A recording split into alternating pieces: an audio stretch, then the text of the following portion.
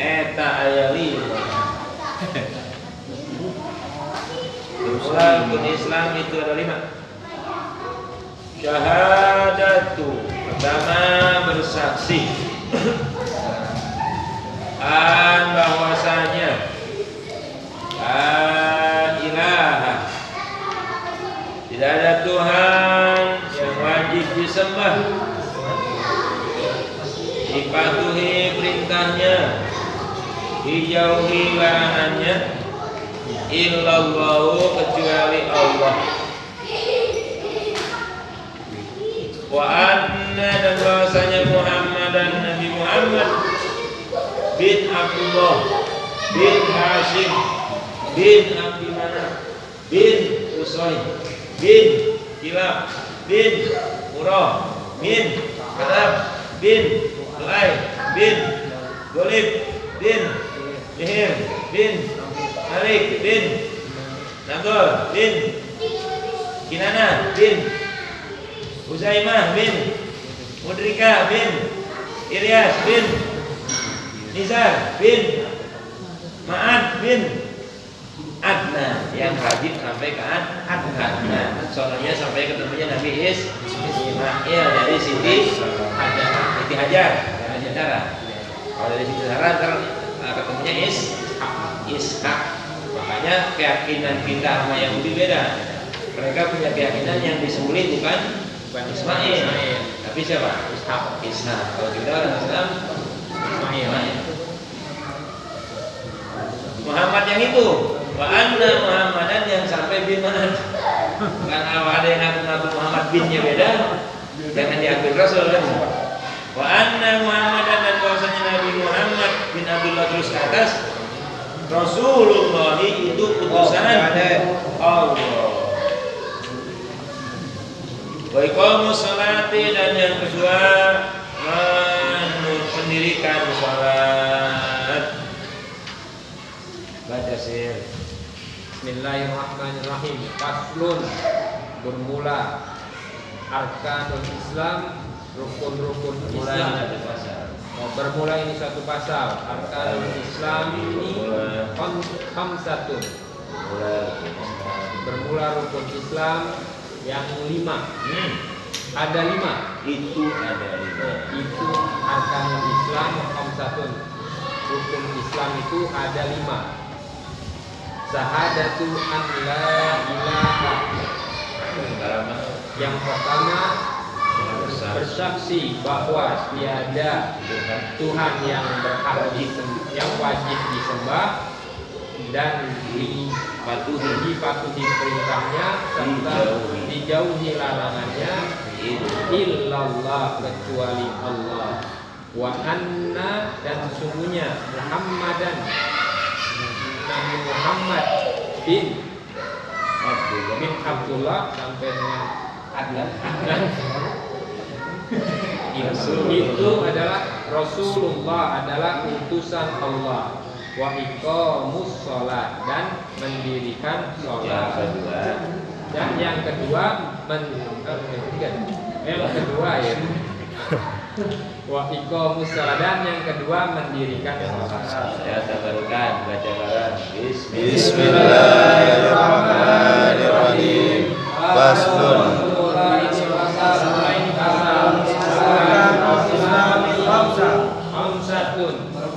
Bermula itu ada 5. Syahadatan bersaksi bahwa tiada Tuhan yang wajib disembah, dipatuhi perintahnya, dijauhi larangannya, illallah, wa anna Muhammadan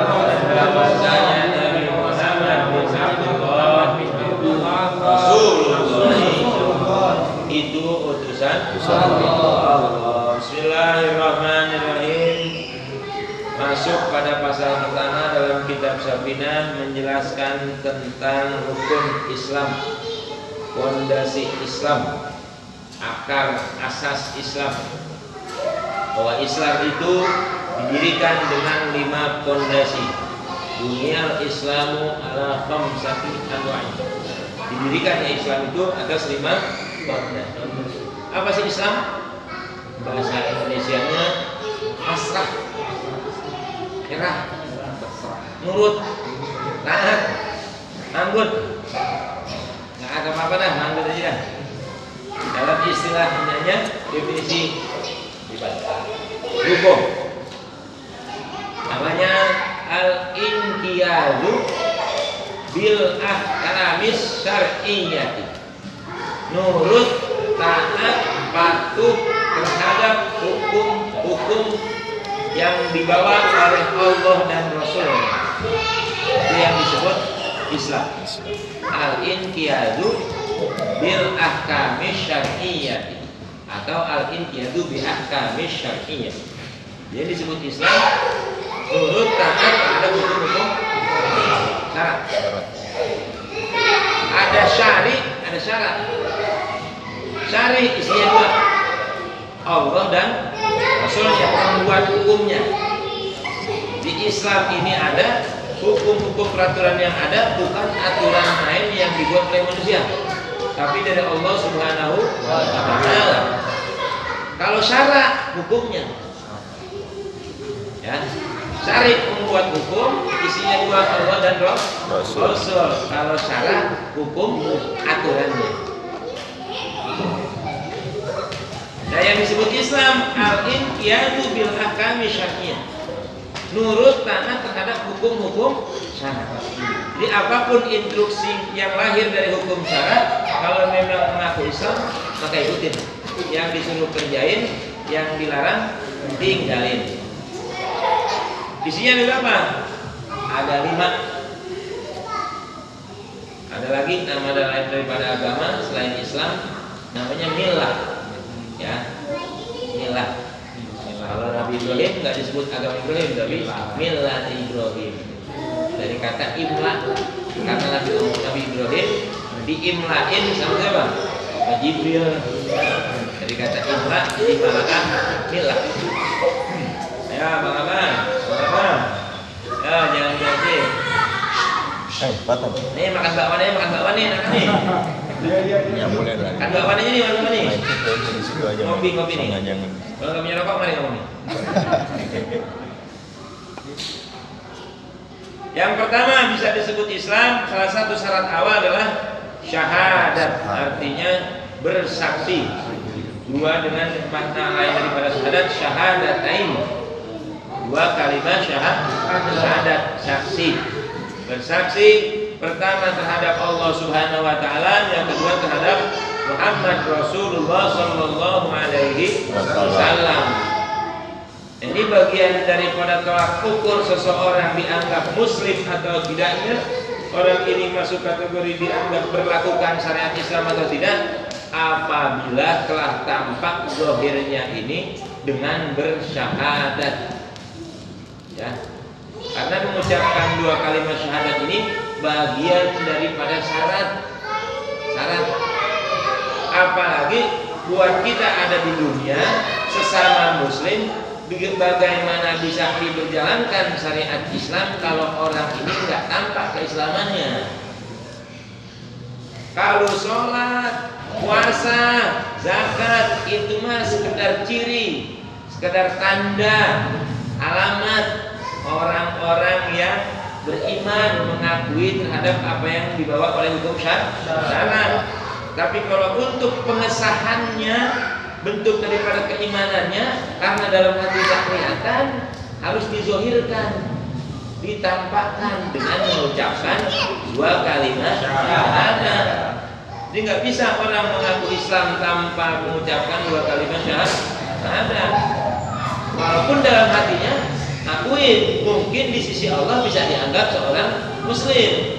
Tapi kalau buat sesama muslim yang kelas kita nih, nggak tahu dalam hati orang, bagaimana mau nyebut dia ini Islam kalau seandainya yang dalam hatinya dia nggak tampakkan. Hanya salah satu bisa berjalannya syariat Islam, berlakunya syariat Islam kepada sesama muslim. Untuk bisa diakui seorang ini sebagai muslim, maka dituntut padanya harus bersyahadat.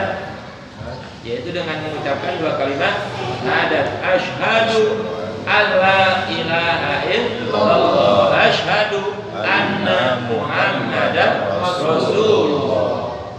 Ini makna yang umum. Bagaimana makna yang umum?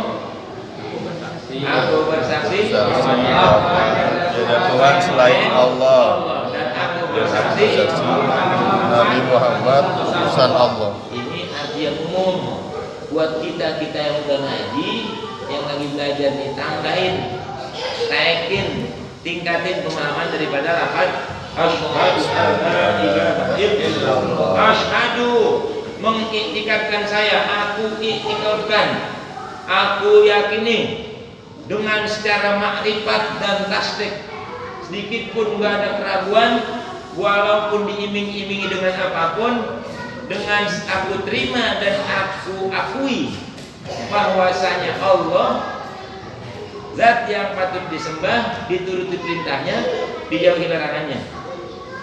Itu makna daripada asyhadu. Aku iktikadkan dan aku yakini secara jazim, sedikit pun tidak ada keraguan, sesuai dengan buktinya, bahkan dituntut harus punya juga apa? Dalil nantinya. Jadi bukan cuma sekedar aku bersaksi, makna daripada syahadat itu bukan sekedar aku bersaksi, tapi makna daripada asyhadu adalah aku iktikadkan secara teguh dan aku yakini. Kalau orang Sundanya bilang nekatkeun abdi kalawan makrifat sareng tasdek gitu. Kartos kan? Seetik. Kudu bulat. Jadi saya yakini, saya iktikadkan, sedikit pun nggak ada keraguan, meskipun golok udah nempel di leher, walaupun duit digeletakin 2 miliar, tapi siapa tahu yang geletakin. Saya nggak bakal rubah keyakinan saya bahwa Allah sebagai Tuhan, Rasul Muhammad sebagai Nabi. Itu makna daripada asyhadu. Kalau diartikan makna mutlaknya bersaksi, apa yang bersaksi? Apa yang kita lihat? Allahnya nggak kelihatan, Muhammadnya nggak kejamanan. Kalau diartikan dengan makna bersaksi, tapi makna daripada asyhadu, aku mengiktikadkan keyakinanku dengan teguh dan mutlak, sedikit pun tidak ada keraguan. Aku terima Allah sebagai Tuhan, Muhammad sebagai Rasul. Nanti lahirlah dari kalimat itu raditu billahi. Aku ridho pada Allah sebagai Tuhan, wabil Islam dinan, Islam sebagai agama, wabi Muhammad, Nabi Muhammad sebagai Nabi, wa Rasulah dan juga Rasul, wabil Qur'ani imaman, dan Al-Quran sebagai imam, doman imam, wabil mu'minina imam. Nah, bentuk daripada syahadat ini penting buat kita ini, penting memahaminya. Kenapa? Karena ada beberapa keuntungan dan kerugian bagi orang-orang yang tidak memperdulikan terhadap syahadat. Keuntungannya buat orang yang paham, salah satunya keuntungan syahadat, satu disebut muslim, yang kedua dihalalkan penyembelihannya, yang ketiga dihalalkan pernikahannya, keempat halal nerima warisnya, yang kelima halal diurus jenazahnya secara aturan Islam. Bagaimana bisa dinikahkan? Bagaimana halal yang dinafkan? Bagaimana bisa terima waris? Bagaimana bisa diurus aturan Islam kalau seandainya biayanya bukan Islam? Itu pentingnya dua kalimat syahadat. Keuntungan apa nih? Di dunia. Jadi dengan bersyahadat orang ini punya keuntungan 5. Bisa kita katakan, oh orang Islam dia berani menjamin syahadat. Itu mah cuma sekedar nyelamatin diri kali. Biar apa namanya dapat perlindungan sama orang Islam. Masalah batin, masalah zahir itu mah bukan urusan kita. Tahkum bis zahir wala tahkum bis masyhurnya harisan. Tahkum bis zahir wala tahkum bis sarair. Hukumi yang lahir, yang tampak, jangan kau hukumi yang batin. Urusan batin sama Allah itu mah. perihal dia pura-pura, perihal dia asal halal nikah, biarin penting gua nggak bisa kawin udah, gua sadar dah. Kan banyak orang sekarang begitu ya. Nah, seandainya itu bagian dalamnya itu bukan kapasitas kita, tapi bagian luar cukup buat kita menilai dan bisa memberikan kemanfaatan orang yang bersadar dengan 5 tadi. 1, dapat detail khusus. Yang kedua, halal penyembelihannya. Ketiga, halal pernikahannya. Keempat, halal Waris. menerima. Yang kelima, halal diurus jenazah secara aturan Islam. Sekarang nggak syahadat. Bagaimana kita mau sebut Islam di KTP ini tulisnya apa? Islam bukan iman. Agama iman Islam. Islam. Padahal kan dalam hati itu iman nggak disebut. Tapi cirinya orang beriman mau bersyahadat. Dia mau ngakuin menerima, jadi gua akuin dah. Allah memang Tuhan, Muhammad sebagai Nabi. Kalau memang ngaku Allah sebagai Tuhan, Muhammad sebagai Nabi, ucapin syahadat. Baru itu KTP agama Islam, bukan agama iman bukan. Nah, dapat keuntungan itu disebut Islam. Yang kedua, halal penyembelihannya, biar kata doanya kagak apa. Ya, nggak tahu nih bacaannya apa sih, memotong nih. Kiblat masih kiblat, nggak tahu. Tapi secara status hukum asal penyembelihnya orang Islam, biar kata dia nggak hafal doanya, nggak hafal adab-adabannya, tapi syaratnya dipaham, urat 2 kudu putus, nggak bisa baca doa, nggak tahu mana kiblat, potongnya mana bukan. Tapi syarat daripada urat lari putus, urat hulkum putus, urat apa nih makan napas putus, halal. Biar kata nggak baca doa, status itu. Nah itu ada aturan berbagai bismillah, itu mah ada etika yang cakep, ada kiblat, yang cakep baca doa, yang cakep punya wudhu, siapanya pemotongnya. Berarti kalau bukan yang motong orang Islam, bangke apa enggak? Hati-hati makan KPC. Mau ganti. Jangan girang anak makan KPC. MC. Meceni. MCD. Jangan girang dulu anak makan gitu, hati-hati. Boleh jadi kita sholat susah khusyuknya, boleh jadi kita mau ibadah berat, mungkin kita kurang apik dalam makanan. Bisa jadi yang motongnya bukan orang Islam, bisa jadi orang Islam yang motong cuma nggak pakai adab. Ya, akhirnya berdampak kalau kita ibadah berat, ngaji males, sholat susah khusyuk. Kita apik aja khusyuk susah, apalagi sembarangan. Walaupun statusnya halal, tapi yang cakep yang pakai adab. Terus yang ketiga, di antara salah satu kemanfaatan syahadat, halal dinikahkannya. Apabila nikah terjadi di luar sama Islam, maka statusnya zina. Punya anak nggak bisa disandarin ke bin bapaknya, nggak bisa. Waktunya bapaknya bandanya banyak, walaupun tuh anak sebagai maaf memang benih dia yang nanam, tapi secara akidah nggak diakui, nggak mutlak turun tuh warisannya. Bahkan tuh anak juga nggak bisa dapat dari si bapak. Bagaimana mau diatur urusan waris? Orang dia juga bukan ahli daripada aturan Islam. Luar halal dinikahkannya. Kalau seandainya Islam, kalau nggak Islam berarti nggak halal dinikahkan, otomatis nggak halal nerima warisan. Ada satu keluarga punya warisan, pas perempuan 7 bersaudara, yang satu keluar dari Islam, tinggal berenam. Keluarganya luar biasa, keluarganya banyak banget. Nah yang bertujuh nih karena merasa semuanya anak, akhirnya yang satu keluar, jadi akhirnya yang berenam saudara semua nih sekandung. Mikirin si satu. Tapi mak bapaknya mutlak itu mah nggak ada dari hak lo, kata mak bapaknya nih. Dan maknya mak bapaknya ngerti. Karena kenapa? Udah keluar dari Islam. Karena mak bapaknya juga kagak, tinggal yang berenam dari ngatur perihal warisan. Ini bagaimana anak abang kita atau saudara kita yang keluar agama nih? Dia kan anak, dia kan dari daging satu rahim memakai kita, dari daging kita juga. Bicara akidah keluar dari agama, bicara hukum otomatis sudah nggak berlaku dia. Karena dia keluar dari aturan Islam, maka secara mutlak jatah waris nggak ada. Tapi kalau bicara etika, yang berenang berembuk, lalu waris orang berapa kayak kita bagi aja. Bukan pakai apa namanya, bukan pakai hukum, pakai etika, pakai ada. Nggak jadi salah begitu kan? Ya, cakep jadi semuanya. Tuh saudara juga jadi apa? Jadi girang, saudaranya jadi musuhan. Diterima. Dia halal tuh. Walaupun secara secara hukum nggak dapat, tapi secara etika nggak jadi salah. Secara adab, bagi itu lagi. Cuma namanya dibagi jangan pakai untuk minta sama. Karena udah keluar aturan. Yang kelima, keberuntungan disebut muslim, maka waktu meninggalnya diproses secara Islam. Bahkan boleh dikuburkannya di pemakaman muslim. Di sini ada nggak pemakaman Katolik? Katolik nggak ada? Keculik ada nggak?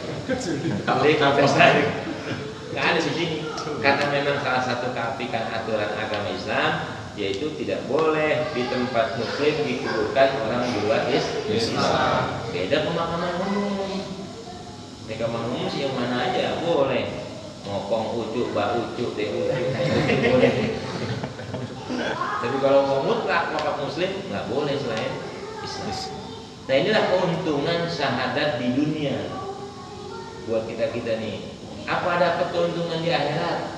Wallahu a'lam. Kalau selama hanya bersandar dengan kalimatnya doang, nggak paham sama artinya, nggak paham sifat 20, nggak paham tentang sifat-sifat Allah, nih syahadat belum dapat jaminan, baru sekedar kemanfaatan di dunia.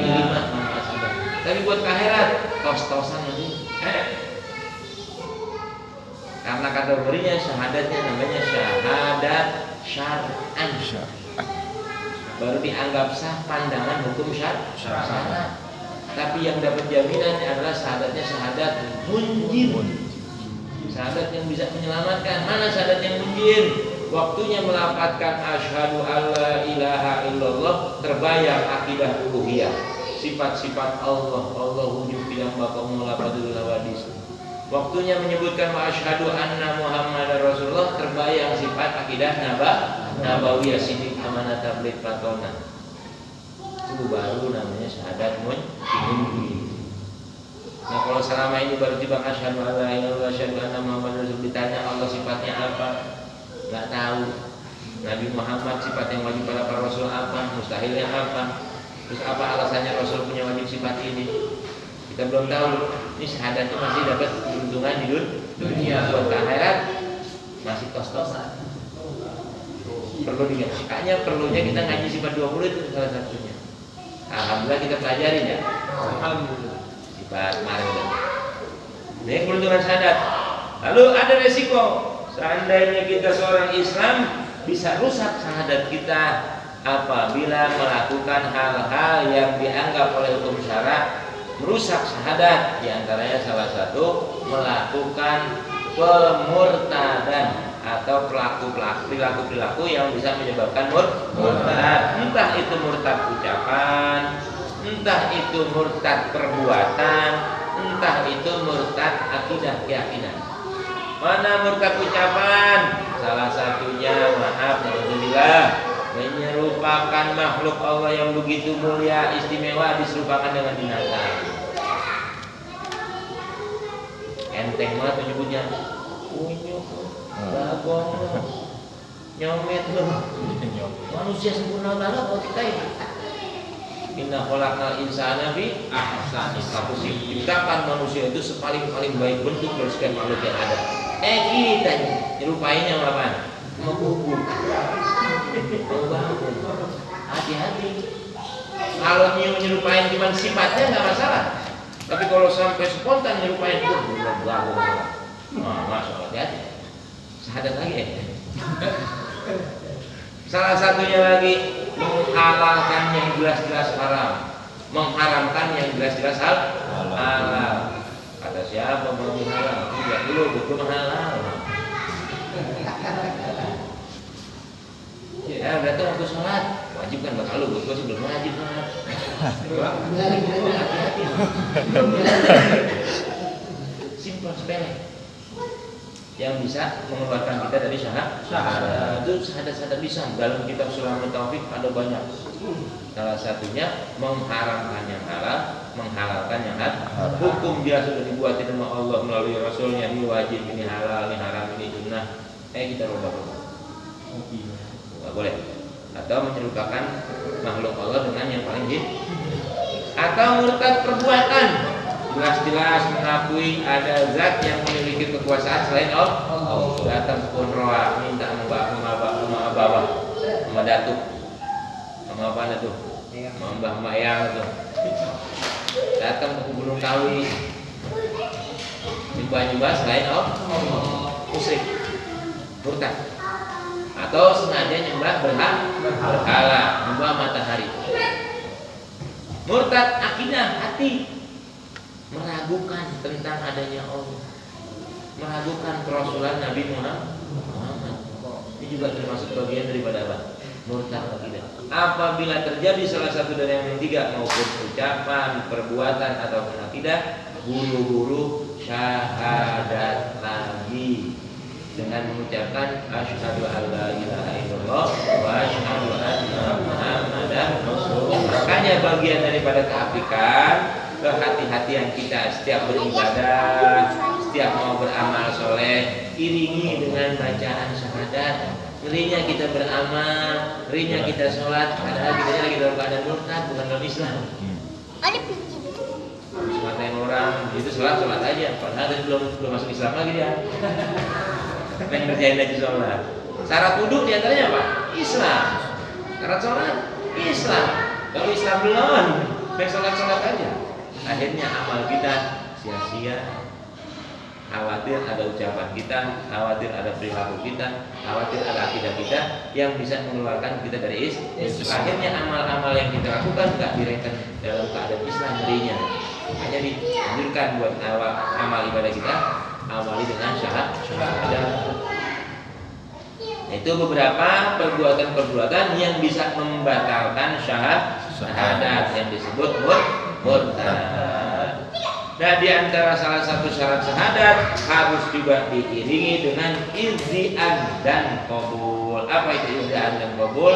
Mengakui juga menerima agar syahadat kita naik ke syahadat mungkin. Bukan hanya sekedar mengakui Allah sebagai Tuhan, Muhammad sebagai Nabi, tapi juga terima ajarannya. Terima ajarannya. Banyak di zaman Rasul mengakui Allah sebagai Tuhan, Muhammad sebagai apa?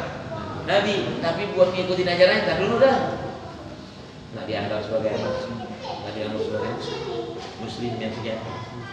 Jadi kalau ngaku Islam belum sholat, ngaku Islam belum menjalankan perintah Islam, kos-kosan cuma dapat keuntungan di dunia doang. Kalau mau dapat selamat sampai ke akhirat, maka harus bukan hanya cukup mengakui, tapi ikutin ajaran-ajarannya, kerjakan semua apa perintahnya, tinggalkan semua larangannya. Ini bagian daripada simple poin-poin pentingnya daripada makna syahadat. Jadi rukun yang pertama dalam Islam adalah harus bersaksi mengucapkan dua kalimat syahadat, baik akidah uluhiyah maupun akidah nabawiyah. Wa iqamus sholati, dan yang kedua mendirikan sholat. Wallahu a'lam bishawab.